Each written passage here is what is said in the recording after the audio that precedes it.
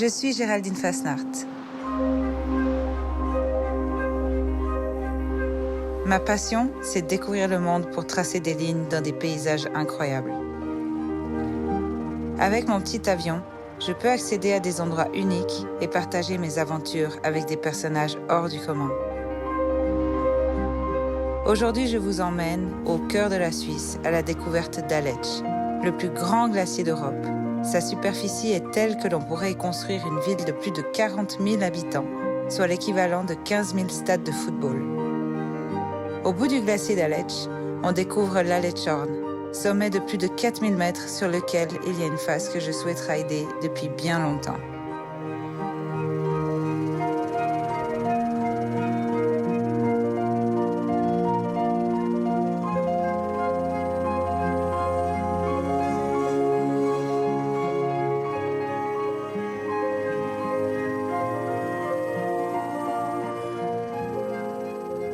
Quand on regarde ce paysage, on le voit très grand, puis on a l'impression que c'est comme d'autres régions qu'on connaît, avec des pentes enneigées, et on se rend plus compte justement de cette grandeur. Les montagnes étant tellement amples, c'est des sommets à 4000 mètres qu'on a autour de nous, il nous faudrait des arbres quelque part, il nous faudrait pour des arbres compte. Oui, oui. Qui poussent à 4000 mètres. Voilà, il faut nous donner l'échelle. Si on avait des grands arbres, on se rendrait compte de l'immensité. Ouais. Là, on n'a plus d'échelle. On voit des faces rocheuses et on a du mal à se rendre compte à quel point c'est grand. Robert et moi, on se connaît depuis pas mal d'années maintenant. Et c'est un passionné de montagne comme moi je le suis. Il sait dans quel terrain je vais aller, il le connaît. Et il sait dans quoi je vais m'engager, il s'en rend compte en fait. Et il va pouvoir me donner des indications vraiment précises. Robert Bolognesi, nivologue, qui traite de risques d'origine météorologique et essentiellement les risques liés à la neige, que ce soit des risques d'avalanche, là c'est vraiment le cœur de notre métier, ou bien les risques qui sont liés à du manque de neige pour les stations de ski, mais également pour l'environnement. Alors à la fois, j'ai la chance de pouvoir être présent en montagne, d'observer les phénomènes, de les vivre, de les voir. Et puis au bureau, j'essaye de faire des modèles de prévision d'avalanche ou de mouvements de glace dans le monde, donc des systèmes qui sont assez génériques et ensuite qu'on va paramétrer pour les adapter aux particularités locales. Souvent, ça marche bien et quelquefois, la nature ne se comporte pas comme le modèle l'annonce et on repart sur des nouveaux développements, on teste des nouvelles idées, des nouvelles hypothèses, des nouveaux algorithmes et puis petit à petit, pas à pas, on progresse et c'est ce qui est très, très intéressant. Robert m'a toujours suivi sur tous mes projets, beaucoup de mes expéditions. J'ai confiance en lui, tout simplement. Et il va me donner des indications qui vont me dire si je vais pouvoir y aller ou pas y aller, s'il va falloir reporter. Tous les sportifs de haut niveau en montagne demandent un niveau de précision qui est très dur à obtenir. C'est-à-dire qu'ils ne vont pas simplement demander est-ce qu'il va faire beau. Ils veulent savoir à quelle heure ils peuvent faire telle face, le vent, la température, l'humidité, dans un créneau très très précis, à une altitude donnée, et puis pour un point donné. Alors, à la fois, ça semble un peu plus facile parce qu'on se dit, bon, on travaille avec des pros qui connaissent le danger, qui ont la conscience du risque, qui ont de la réserve quand même. Alors, on se sent un peu rassuré, mais d'autre part, ils vont plus proche de la limite. Robert, c'est Géraldine. On est en plein dans un nuage là, dans la face est. Et il a l'air assez grand. Bah écoute, c'est un des rares nuages qui sont sur la région pour l'instant. Mais il y a des chances pour qu'il dissipe. La masse d'air a tendance à s'assécher, donc un peu plus tard dans la matinée, c'est possible que c'est les mêmes conditions. Bon, ben cool alors. Tu nous remontes le moral, alors on continue. Ouais, bonne chance. Merci, à toutes. Ciao. Robert, à la base, c'est un amoureux de la montagne. C'est quelqu'un qui adore aller se balader, c'est quelqu'un qui est toujours dans le terrain. J'ai commencé à faire mon métier quand j'étais déjà vraiment enfant. J'étais tout petit, j'avais 6 ou 7 ans. Je me souviens très bien d'une journée vraiment avec une neige très très belle, très blanche, immaculée, juste après une chute de neige au mois de janvier, avec un petit peu de neige sur les mélèzes. Et là, j'ai ressenti que c'est là que je voulais vivre, c'est là que je voulais travailler. Il fallait que je garde ce contact. Ce qui est génial, c'est qu'il connaît tout sur ce glacier. Donc, faire un vol avec lui au-dessus du glacier d'Aletsch, c'est que du bonheur.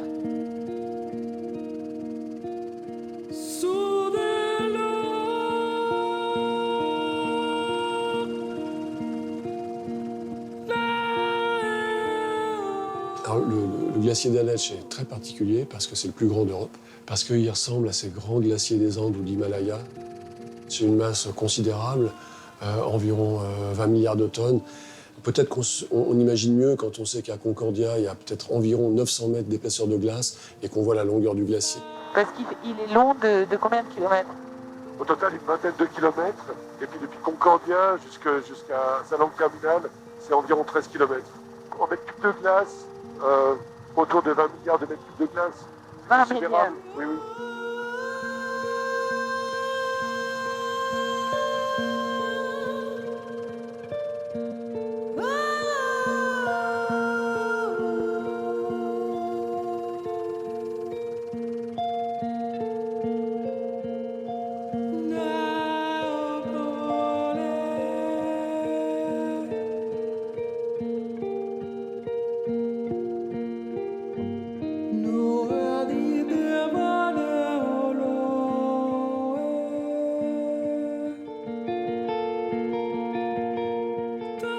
Alors voilà, là, on tourne face à la Letchorn. Et cette face, moi, je la trouve spécialement esthétique, hein, quand même. Et c'est une face qui est vraiment sauvage, hein, avec ses séracs en plein milieu, Ouais. qui s'élèvent directement depuis la base du glacier jusqu'au sommet. Ça te plairait d'atterrir juste là-bas? Ouais, ça me plairait pas mal, ça a l'air beau. Et j'ai un bon thé avec des biscuits, si ça te dit. Ah oui, oui, bonne idée. La Letchorn, c'est 4200 mètres le sommet. Donc on est vraiment en condition haute montagne. La face, elle fait presque 1500 mètres de descente pour 55 degrés de pente. Donc avec Emilien qui va m'accompagner, on va monter tranquille, contempler les montagnes autour et surtout avoir du plaisir à la descente.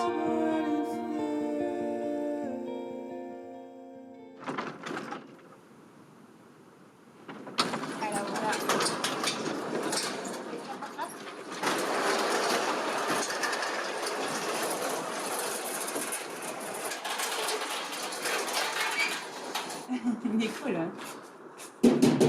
Oula, ah ouais, c'est tout léger, fragile, hein. Ouais, c'est hyper fragile, c'est toute la tôle super fine en fait.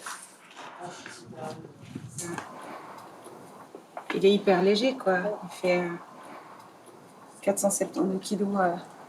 472 kilos seulement. Ah ouais. Rien. L'ULM, c'est ce qui est au plus proche pour moi du vol pur en montagne. Je peux poser sur de très courtes distances avec, donc décoller aussi sur de très courtes distances. Il est léger, donc si tout à coup je suis un peu coincée dans la neige, je peux porter mon avion toute seule. On a très peu de puissance avec le moteur, donc il faut pouvoir céder aussi des thermiques pour pouvoir monter en altitude pour faire de la montagne. Donc tout le bagage que j'ai pu acquérir en montagne, en snowboard et surtout de l'aérologie en wingsuit m'a énormément aidé. Les snowboards, en fait, on va les mettre vraiment le long des patins. Faut essayer d'être au plus proche aussi de l'avion pour pas qu'il y ait de traînée, trop de traînée à l'air, parce que ça aussi, ça va nous empêcher de monter. Et tu vois, Ah, génial.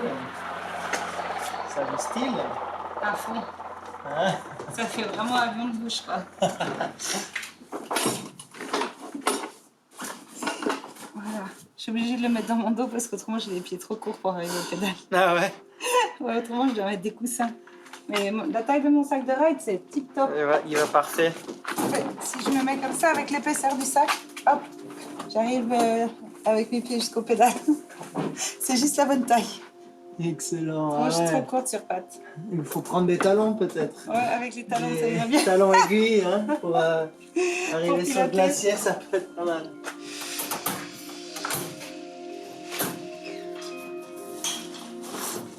Tu veux me filer? Ouais, cool. Les piolets, c'est top. Je vais le débriser.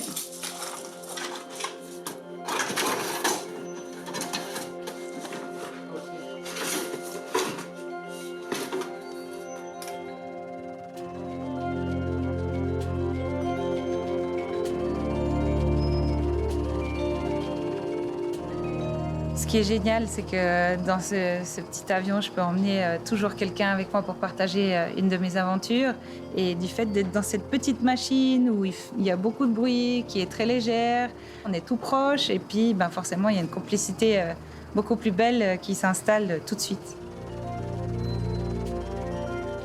J'avais jamais été dans un avion comme ça. On est quand même beaucoup plus serré dans le cockpit et comme je la vois évoluer avec l'avion, prendre les thermiques, ouais, pour moi c'est waouh, on est vraiment dans l'élément. On sent presque pas la tôle et tout le reste autour. On a l'impression de voler. C'est clair que le premier atterrissage sur un glacier, pouvoir choisir l'endroit où on va se poser, c'est quand même une liberté assez incroyable.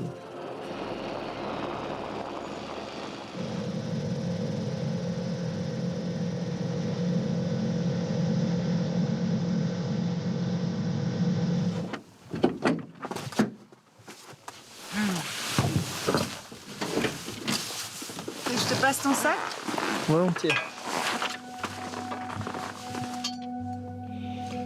Qu'est-ce que t'en penses?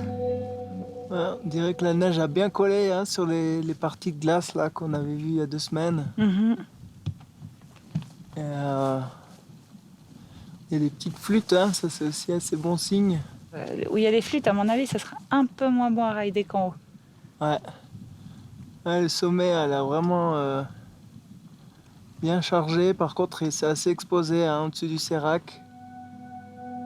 Qu'est-ce que tu penses?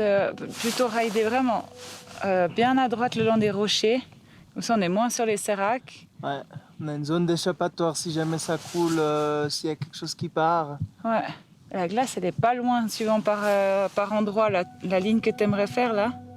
Il faut bien repérer les endroits de glace pour être sûr de ne pas glisser, parce qu'autrement, il y a un sérac, il y a une grosse chute. Donc, il faut arriver à mettre le run à l'envers dans sa tête. D'abord, on le regarde, on dit il y a un danger ici, il y a un danger là, et puis là, il y a une zone où on évolue. Et après, le faire dans l'autre sens et s'imaginer étape par étape avant de descendre. Tu veux voir? Ouais, je veux bien voir. On prend pas de risques inconsidérés sur des phases comme ça.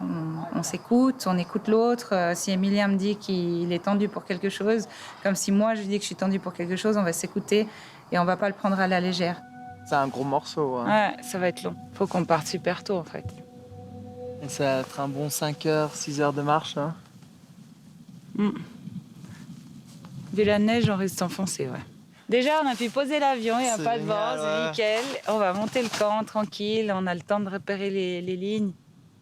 Comment ça marche déjà? Je l'ai tellement monté cette tente.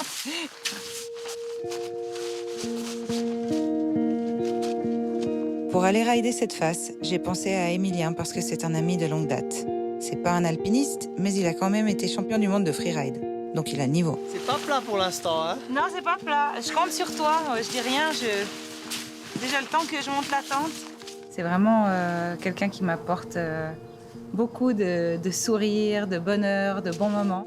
Il a toujours une belle lecture de la montagne. Le fait d'être en montagne, de passer du temps avec des personnes qu'on aime, c'est ça l'aventure.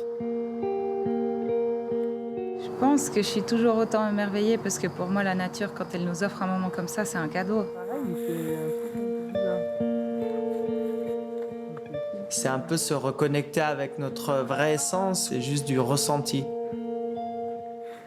Si on monte jusqu'au sommet, il y aura une glace.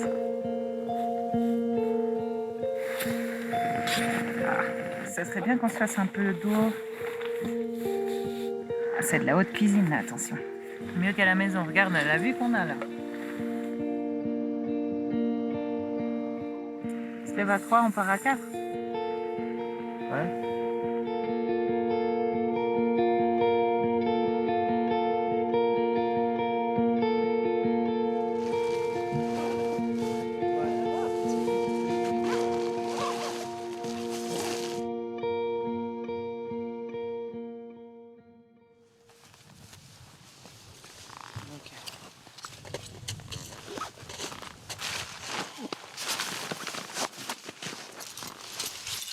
Ah, c'est pas comme ça.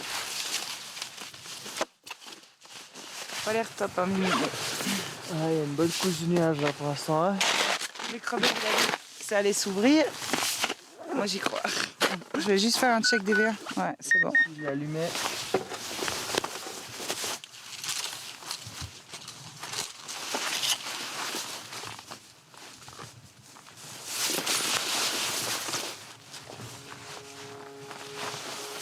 Bon, Emilia, je t'ai laissé assez de cordes. Moi, je suis prête.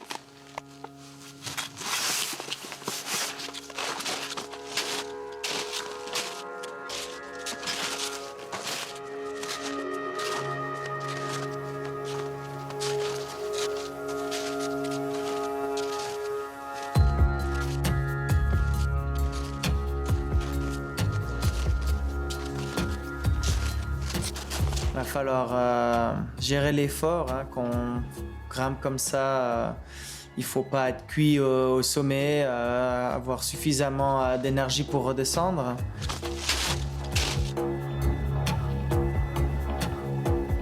Mais on est tout le temps quasiment dans le vide, on va dire, où on a cette sensation qu'il ne faut pas trop regarder vers le bas.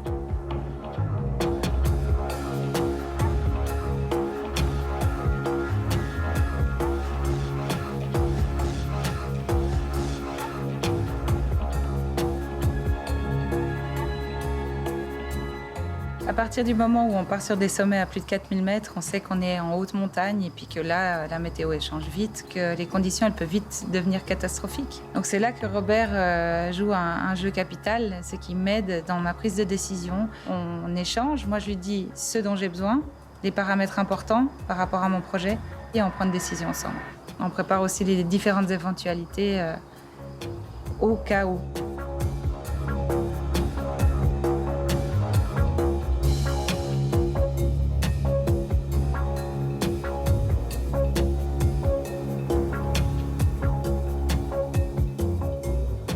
On va sortir la corde là, non? Parce Il y a bien qu'il y a une crevasse là, hein, juste avant le sommet. Exact. 4, 5 et 6.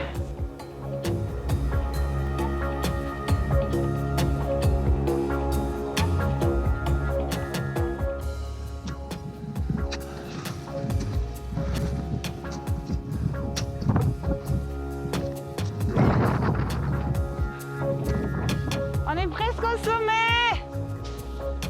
Ouais.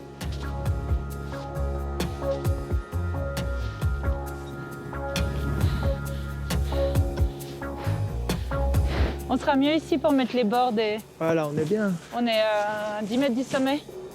Si ça se bouche, faut qu'on ride quoi. Yes. Wouh! Joli. Bien joué! Beau ça. Ouais, j'espère que ça va se découvrir. Ouais.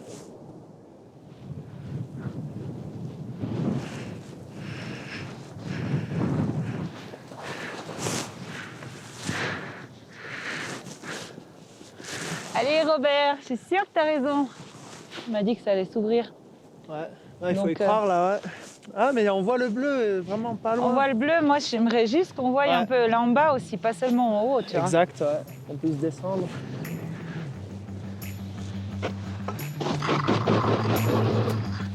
C'est un peu glace là.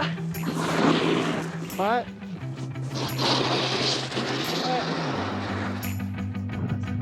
Allez, Boran, enfin le Ça soleil. s'ouvre!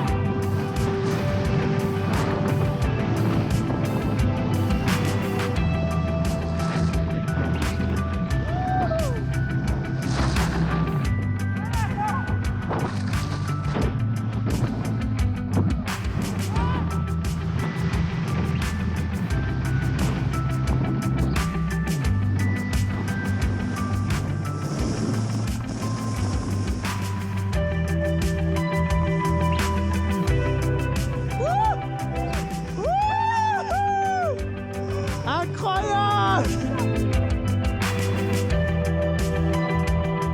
Grosse poudre! C'est incroyable! Oh, cette ligne! Et ciao, Boran!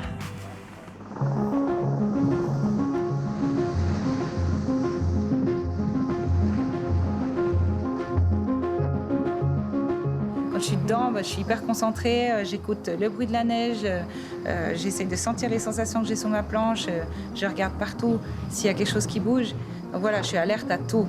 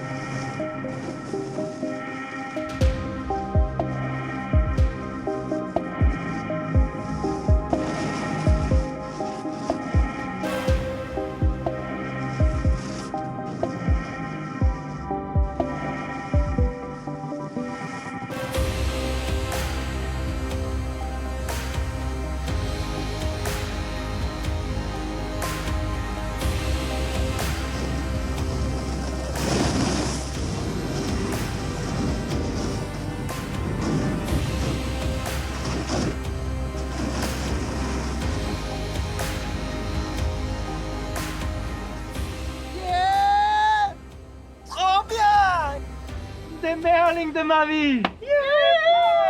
Magique! Yeah! Oh là là. Oh, c'est engagé, hein. À fond!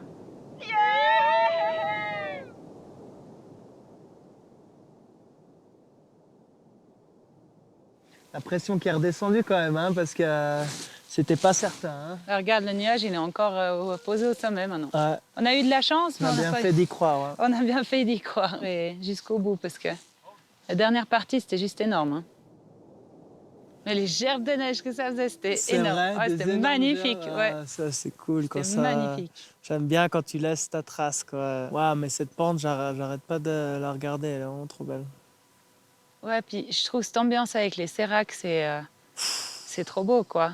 Je voulais te dire merci, hein, Géraldine. Hein. C'est vraiment de l'aventure. C'est mélanger la montagne et l'aventure. Et pour moi, c'était un premier 4000 hein, descendu comme ça. Donc, c'est un grand moment. Merci. Tu m'étonnes. Premier 4000, Mimi. Bon, on a encore un peu de route. On va plier. Pas tôt, hein. Faut aussi rentrer à la maison. Hein. Faut qu'on plie le camp, qu'on range toutes les affaires, qu'on croche les bords sur l'avion, puis on va se faire un joli vol pour rentrer à la maison. Merci,